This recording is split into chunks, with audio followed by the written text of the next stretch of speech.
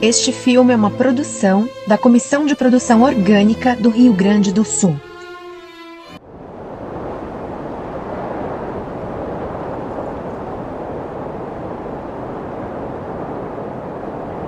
Se hoje os estragos são imensos e os mortos se contam a centenas, não tardará o dia em que os flagelados e os mortos totalizarão milhões. Somos incapazes de aprender com nossos erros. As advertências sempre mais dramáticas da natureza de nada valem. As piores inundações são as do deserto. Poderiam ter sido pronunciadas há algumas semanas, mas essas palavras são de José Lutzenberger, quando vivenciou em 1974 um evento de enchentes no Rio Grande do Sul. 50 anos depois, presenciamos eventos climáticos maiores, mais frequentes e de maior intensidade. Que era o vão da entrada, as escadas que desciam, a casa estava aqui, só que foi jogado tudo para cá. A moreira chegou a baixar o galinheiro, ó, dá para ver a almofada, dá para ver o careto do pai. O careto do pai, ó, restou um pedaço ali. Nos últimos anos, as condições de emergências climáticas no estado têm colocado em xeque as atividades da agropecuária. De outubro de 2022 a maio de 2023, as famílias agricultoras vivenciaram a pior e mais prolongada seca das últimas décadas. Ainda em 2023, iniciou um período de ciclones, enchentes, deslizamentos de terras e temporais. Em junho de 23, na região do litoral norte, em setembro de 23, no Vale do Taquari, em novembro de 23, na região da Serra, em janeiro de 24, diversos tornados localizados. E agora, em maio de 2024, um evento com abrangência e intensidade recorde, afetando diretamente milhões de pessoas. Infelizmente, os climatologistas já anunciam um próximo ano agrícola com chuvas muito abaixo da média. As catástrofes climáticas que aconteciam a cada 10 anos têm acontecido a cada estação. São por granizo, vento, seca ou enchente. Somado a isso, temos as perdas causadas pela deriva de aplicação de agrotóxicos. Está cada vez mais difícil viver da agricultura, mas não somente no Rio Grande do Sul. Segundo o Ministério do Meio Ambiente, mais de 1.900 municípios em todos os estados da federação, totalizando mais de 80 milhões de pessoas, estão em situação de insegurança climática, sujeitos a algum tipo de catástrofe climática. Os relatórios especiais do painel intergovernamental sobre mudanças climáticas não deixam dúvida. Precisamos a todo custo diminuir a emissão de gases a efeito de estufas e armazenar mais carbono para não ultrapassar 1,5 grau de aumento de temperatura global, pois a partir daí, viver bem vai ser cada vez mais difícil nesse nosso planeta. Esses relatórios também já indicam a necessidade de nós nos prepararmos para esses tipos de catástrofes e as regiões do mundo onde isso pode ocorrer com maior frequência.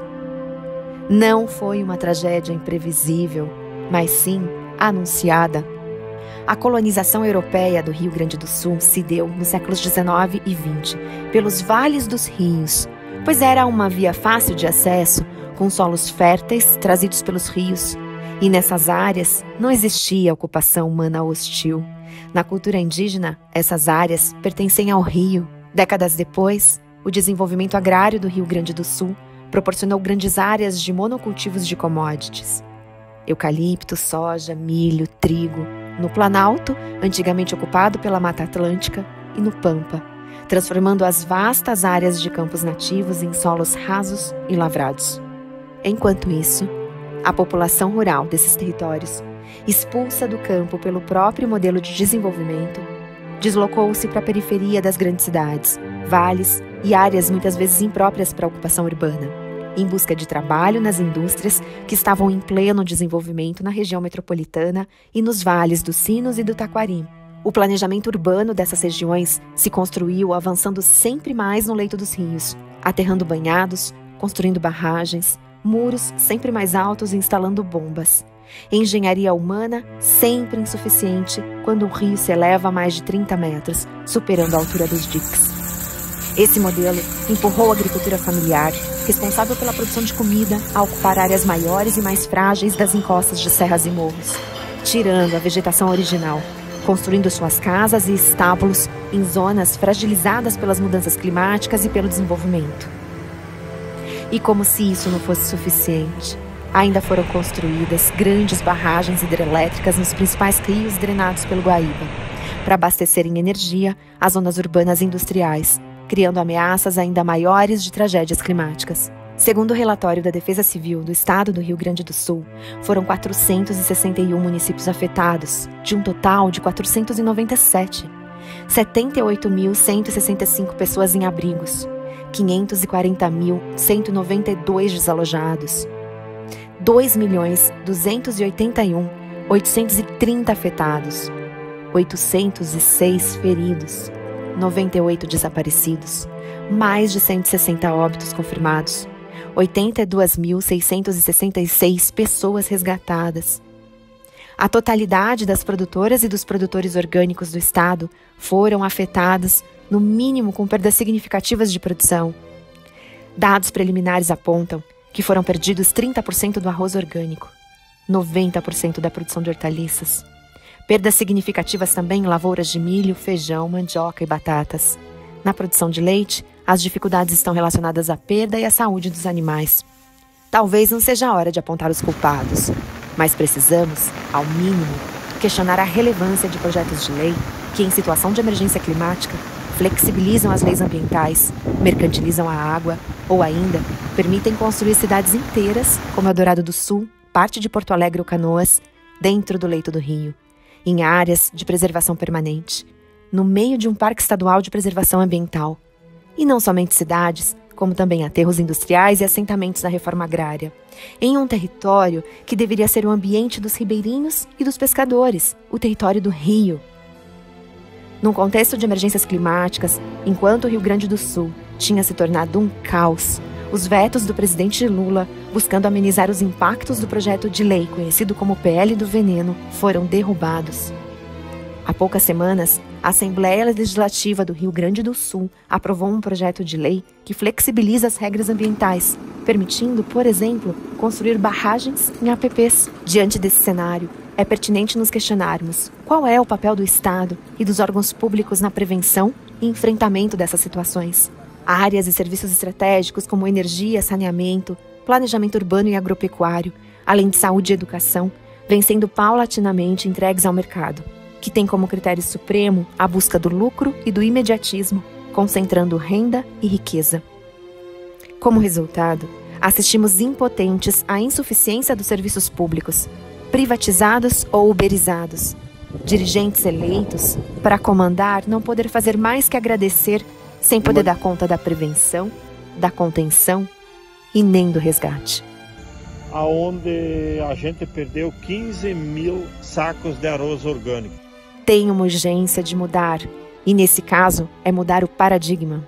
Não é desenvolver uma maneira diferente, é parar de desenvolver e envolver-se. Nossas redes, sempre conectadas, foram as primeiras a organizar-se e oferecer formas de reagir ao caos.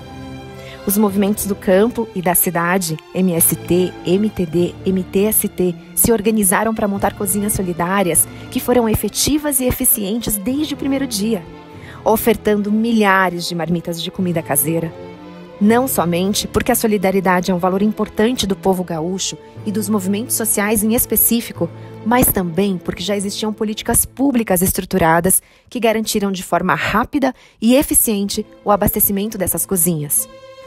Em contraposição aos orçamentos baixos dispostos para políticas tão importantes quanto as políticas de enfrentamento à crise climática ou política de agroecologia e produção orgânica, são anunciados agora bilhões para reconstruir. Não queremos reconstruir a cada enchente, momentos em que empresários e corporações lucram com os traumas da população. Queremos repensar a ocupação geográfica dos nossos territórios para garantir à população segurança e proteção, com planejamento de saneamento básico que prevê abastecimento de água potável em situações de emergência, tratamento dos resíduos sólidos e líquidos para que não piorem o quadro de desastre, abastecimento em comida fresca e saudável. Assim como as questões climáticas estão exigindo respostas rápidas da estrutura governamental, se faz emergente avançar em ações, programas e políticas públicas audaciosas e duradouras de promoção da agroecologia e produção orgânica, que tem por princípio ético a quem pratica o respeito, a solidariedade, o senso de justiça socioambiental e o convívio harmônico com a natureza. Os possíveis caminhos na agricultura para a mitigação das emergências climáticas já vêm sendo construídos de forma coletiva e consciente há décadas por diversas organizações, grupos, agricultores e agricultoras que promovem a agroecologia e a produção orgânica nas suas mais diversas correntes e concepções. Até quando o Planapo vai seguir a passos lentos? Até quando quem produz orgânico seguirá na indiferença? Até quando as portarias seguirão sendo mais travas que garantia? Até quando as demandas da produção orgânica seguirão sem resposta? Prioridade. Chega de até quando? O tempo exige emergência, e a emergência, o agora, é viabilizar e priorizar, valorizando o que sabemos que dá certo, o caminho viável. A produção orgânica é justa e sustentável.